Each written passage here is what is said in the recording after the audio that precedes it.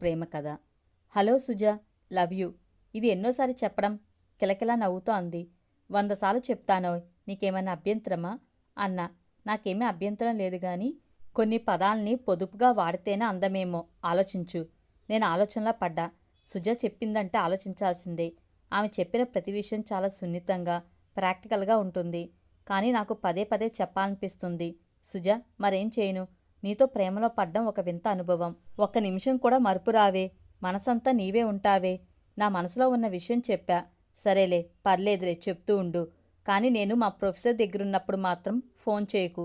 నాకు చాలా ఇబ్బందిగా ఉంటుంది. నీతో ప్రేమలో పడ్డం నాకు కూడా చాలా థ్రిల్లింగ్గా ఉంది. కానీ నీకు వచ్చినట్లు మరీ అంత జ్వరం రాలేదులే. నవ్వు చప్పుడు కాకుండా చేయి అడ్డం పెట్టుకుంది కాబోలు. నాకు కిలకిల వినబడలేదు. అయితే ప్రేమ జ్వరం నాకే సోకింది. నీకు ఈ అంటువ్యాధి తాకలేదు. నీకు చాలా చాలా రెసిస్టెన్స్ ఉంది కదా. అబ్బా సుజా, నిన్ను చూడాలనిపిస్తుంది. ప్లీజ్ కలుద్దాం. నాకు ఉదయం నుండి చాలా పని ఉండింది. సరే, ఫస్ట్ షో వెళ్దాం. వస్తావా? నేను అమ్మమ్మగారి ఊర్లో ఉన్నా.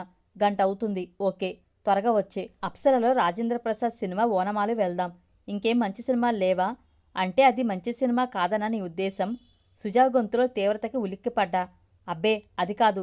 ఆయన ఇప్పుడు కామెడీలు వదిలేసి చాలా సీరియస్ సినిమాలు చేస్తున్నారు కదా. అయితే ఇదేదో సీరియస్ చర్చకు దారి తీసేట్టుగా ఉంది. సుజకి నచ్చినట్లుగా ఉండటం మేలు. ఆమెను సంతోషంగా ఉంచితే చాలు. నాకు సంతోషం వస్తుంది. ఒరే పిచ్చి విశాల్, నీ పని అయిపోయిందిరా. ప్రేమలో పడ్డాక ఇంక నీ ఇష్టాలు నడవవు. నన్ను నేను హెచ్చరించుకుని ఓకే ఓకే వచ్చేస్తా. టికెట్ తీయమని నా ఫ్రెండ్కి చెప్తాను అన్నా. మన సినిమాకి వెళ్తుంటే ఇంకొకరు టికెట్ తీయడమేంటి? నేను తీసుకుని అక్కడుంటా. సినిమా మొదలయ్యే లోపల వచ్చేయండి. అదేంటి, నువ్వు ముందే వెళ్ళి టికెట్ తీసుకుంటావా? మరి ఎవరెస్ట్ ఎక్కుతావా అన్నట్లుంది. నేను వెళ్ళి తీసుకుంటానులే. జాగ్రత్తగా త్వరగా వచ్చే విశాల్. ఏమీ చెప్పలేకపోయాను. తనేమీ ఖర్చు పెట్టనీయదు. మామూలుగా అమ్మాయిలు పర్సు తీయరని, వాళ్ళకి వెంట ఉండే మగవాళ్లు పెట్టడం సాంప్రదాయమని నాకు ముందు పుట్టినోళ్ళు చెప్పారు. తీరా చూస్తే ఇక్కడది వర్కౌట్ కావడం లేదు. అంతా సీనియర్లు చెప్పినట్టు జరగడం లేదు. ఇప్పుడు సరైన టైంకి పోయి చాలా పంక్చువల్ అని పేరు తెచ్చుకోవాలి. సుజా టైంకి చాలా విలువనిస్తుంది. సినిమా 6:15కి మొదలవుతుంది. ఇప్పుడు 5:05 అవుతుంది. అంటే 45 మైళ్ళు గంటలో వెళ్ళాలి. రోడ్డు బాగాలేదే. Okay, no problem. నడిపేది ఎవరు? విశాల్ అనుకున్నా. ఒక నిమిషంలో హ్యాంగర్కున్న జాకెట్ వేసుకుని కార్ కీస్ తీసుకుని అమ్మమ్మ నే వెళ్తున్నా సమాధానం కోసం చూడకుండా కార్ స్టార్ట్ చేశా. నా కళ్ళ ముందు అప్సర థియేటర్. ఆ థియేటర్ ప్రాంగణంలో నా అప్సరస సుజా మాత్రమే ఉంది. పరుగున వచ్చిన అమ్మమ్మ అదేంట్రా అప్పుడేనా అన్న మాటలు కూడా నా తలకెక్కలేదు. చెయ్యి ఊపి యాక్సిలేటర్పై నా కాలు ఎంత బలంగా నొక్కానో. రైల్వే గేటు పడకముందే పోవాలి, లేకపోతే లేట్ అవుతుంది. నా వేగాన్ని, నా కారు వేగాన్ని అందుకోలేనంత అధ్వానంగా ఉన్న రోడ్డుపై విపరీతమైన కోపం వచ్చింది. రోడ్డు గురించి పట్టించుకొని ఆ ఊరి ప్రెసిడెంట్ మావయ్య మీద ఆవేశం వచ్చింది. గేటు పడింది. బాబోయ్, టైం చూసుకున్నా. 5:20. వీడెప్పుడు గేటు తీస్తాడో? సుజాకి కాల్ చేద్దాం అనిపించింది. చేశా. చెప్పు. ఊరికే చేశా. బయలుదేరా. గేట్ పడింది. ఊరికే చేయడం లేదు. ప్రతి నిమిషానికి చెల్లిస్తున్నావు. నీ ప్రతి మాట ఖరీదైంది. తొందరేమీ లేదు. జాగ్రత్తగా రా. Love you. సరే. నవ్వు తెరల మధ్య సుజా కొంటిగా కొంచెం పిచ్చోడా అన్నట్లుగా కొంచెం భావాన్ని కలిపి అన్నది. కాని ఆ మాట తన నుంచి రావడం బాగా అనిపించింది. యాహూ అని మనసులోనే ఎగిరి గంతేశా. ఇంకా ఫోన్ చేయకు డ్రైవ్లో. నేను బయలుదేరుతున్నా. అప్పుడేనా? ఇంకా 5:30నే కదా. టికెట్ నేను వచ్చాకైనా తీసుకోవచ్చు. నేను వచ్చి తీసుకెళ్తాగా నిన్ను. అబ్బా వద్దులే విశాల్, దగ్గరేగా, నడిచి వెళ్తా. ఏదో చెప్పబోయి గేట్ తీయడంతో సుజాకి బాయ్ చెప్పి వేగంగా బయలుదేరా. కిషోర్తో పాటుగా పాడుకుంటూ హుషారుగా కారులో షికారు చేస్తున్న నాకు రోడ్డుకు అడ్డంగా ఒక ముసలాయన నిలబడి కారు ఆపమన్నట్టు సైగ చేస్తూ చేతులు చాచాడు. నిర్మానుష్యంగా ఉన్న ప్రదేశం కావడం వలన ఏ వాహనాలు కూడా రోడ్డుపై లేనందువలన నేను ఆకమేఘాలపై వెళ్లేవాడిని కాస్త చిరాగ్గా కారు ఆపాను. గ్లాస్ తీసి ఏమిటి అన్నట్టు చూశాను. పక్కనే నిలబడ్డ ఓ అమ్మాయి నిండు నెలలతో ఉంది. ఆ అమ్మాయిని చూపిస్తూ, నాయనా, మా పాపకు నెలలు నిండాయి. కడుపులో నొప్పిగా ఉందంట. కానుపు నొప్పులో ఏమో. నువ్వు గాని మమ్మల్ని ధర్మాసుపత్రిలో దింపితే మేలు నాయనా. అతనికి కనీసం అభ్యర్థించడం కూడా రాలేదు. 1 నిమిషం నా హృదయం ద్రవించింది. టైం చూసా. 5:45 దాటింది. వెళ్ళిన హాస్పిటల్ దగ్గర దింపి వెళ్ళేటప్పటికి 7 అవుతుంది. సుజా ముద్దుమోములో నా ఆలస్యానికి కనిపించే చిరాకు ఊహించా. తక్షణమే everything is fair in love అనుకుని, లేదు తాత, నేను కడప పోవడం లేదు. పాయసం పల్లె పోతున్నా అన్నా. సరే నాయనా, నువ్వు పో. మేము గవర్నమెంట్ ఆసుపత్రికి పోవాలా? గాని ఇబ్బంది పెట్టినాను.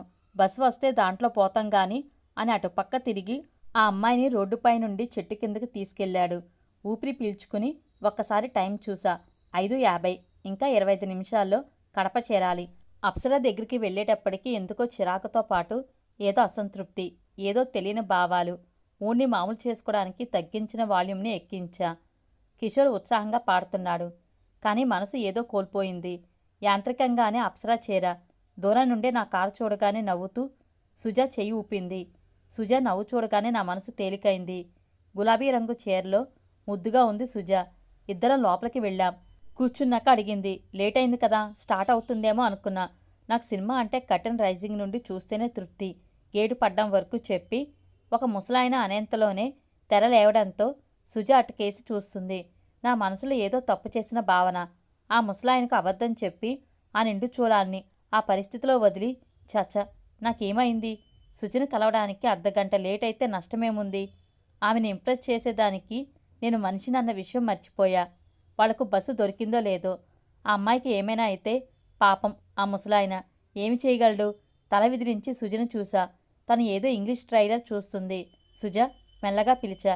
ఏంటి, లవ్ యూ చెప్తావా? లవ్ యూ అన్నా. నేను మాత్రం చెప్పని విశాల్, కానీ ప్రేమిస్తూ ఉంటా. నా చెవి దగ్గర గుసగుసగా అంది. నా మనసు కొంచెం లయ తప్పింది. సుజ నున్నట్టి బొగ్గల మెరుపు నన్ను కాసేపు మత్తులోకి తోసింది. మరో నిమిషంలోని నాలోని మరొక విశాల్ లేచాడు. సుజ, నేను బయటికి వెళ్ళి వస్తా, 1 గంట అంతే, సినిమా చూస్తుండు. తన సమాధానం కోసం కూడా చూడకుండా లేచి బయటికి వచ్చా. కారు పార్కింగ్ నుండి కారు తీస్తుండగా పక్కనే సుజ. ఏమైంది విశాల్, అలా వచ్చావేమి? Anything wrong? ఇప్పుడే వస్తా, వెళ్ళి సినిమా చూడు. లేకుంటే కారులో కూర్చో, నేను వెళ్ళాలి, కొంచెం చిరాగ్గానే అన్నా. మౌనంగా వచ్చి కారులో కూర్చుంది సుజ. ఎంత వేగంగా కారు నడిపానో నాకే తెలియదు. ఏదో అడగబోయిన సుజ మళ్ళీ విరమించుకుంది. నా మనసంతా విపరీతమైన అలజడితో నిండిపోయింది. ఆ అమ్మాయికి ఏమైనా అయ్యుంటే? చిచి, నేను మనిషినా? నా స్వీట్ హార్ట్ సమక్షం నన్ను కొంచెం కూడా ఉత్సాహపరచలేదు.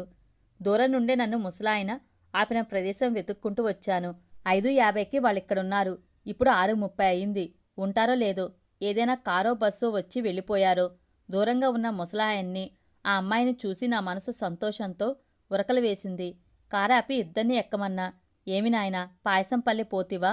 బస్సు వచ్చింది గాని సానామంది ఉండ్రి. కడుపుతో ఉన్న బిడ్డను ఎక్కిస్తే కష్టమని ఎక్కకపోతిమి నాయనా. ఎవరో పుణ్యాత్ములు రాకపోతారా అని చూస్తా ఉండా. నీవే వస్తివి. భయంగా ఉండే. పాపకి నొప్పులు మొదలాయే. వార్ధక్యంతోనూ పేదరికంతోనూ బాధ్యతల బరువుతోనూ వంగిపోయిన అతన్ని, అతని వయసుని, అతనున్న పరిస్థితిని గమనించకుండా వెళ్ళిపోయానే. అమ్మయ్య, దిద్దుకునే అవకాశం ఇచ్చిన అతనికి నాలో నేనే కృతజ్ఞతలు చెప్పుకున్నా. లేకపోతే ఈ గిల్ట్ నన్ను ఎంత బాధించేదో. శశికాంత్, రిమ్స్లో గైనిక్లో మనకు తెలిసిన వాళ్ళెవరున్నారు? ప్రొద్దుటూరు జీజీహెచ్లో పనిచేసే ఫ్రెండ్ని అడిగా. తన క్లాస్మేట్ వనజ ఉందని చెప్పడంతో పని సులభమైంది. అమ్మాయిని అక్కడ అడ్మిట్ చేసి ముసలాయన చేతిలో 1,000 పెట్టి డాక్టర్ వనజకు విషయం చెప్పి బయటకు వచ్చాం. అంతవరకు ఒక్క మాట కూడా మాట్లాడలేదు సుజ. బహుశా తను చూడాలనుకున్న సినిమాని చూపలేకపోయినందుకు, చేసే పని సరైన పద్ధతిలో చేయనందుకు పెద్ద క్లాస్ తీసుకుంటుంది అనుకున్నా. కారు ఎక్కగానే సుజ ఏమన్నా ఇప్పుడు హాయిగా భరించేదానికి సిద్ధంగా ఉన్నా. సమయం 7:50 అయింది. సగం సినిమా అయిపోయి ఉంటుంది. సుజ కేసి చూసా. నా కళ్ళల్లోకి చూస్తుంది. ఏదో చెప్పబోతుంటే సిద్ధంగా ఉన్నా. కానీ తను మాట్లాడలేదు. సారీ, సినిమా మిస్ అయింది కదా నా కారణంగా. I'm really sorry Suja. ఏదైనా చెప్పు, మాట్లాడు, కోపడు, కానీ మౌనం వద్దు ప్లీజ్. Love you. వాట్? ఎగిరిపడ్డా. Love you. యాహూ, నిజంగానేనా? Love you. కోపం రాలేదా నాపై సినిమా మిస్ అయినందుకు? Love you. కొన్ని పదాల్ని పొదుపుగా వాడితే మంచిదేమో. తన మాటలు తనకి అప్పచెప్పా. లవ్ యూ అంది మళ్ళీ. సంతోషంగా నవ్వుతున్న నన్ను చూసి నీ మంచి మనసుకు నీరాజనాలు విశాల్. లవ్ యూ ఎలాట్ అంది. సుజ అలా అంటుంటే ఎంతో హాయిగా అనిపించింది. ప్రేమించడం ఒక వరం, ప్రేమించబడ్డం ఒక యోగం, మానవాల్ని ప్రేమించలేకపోవడం ఒక రోగం అనిపించింది.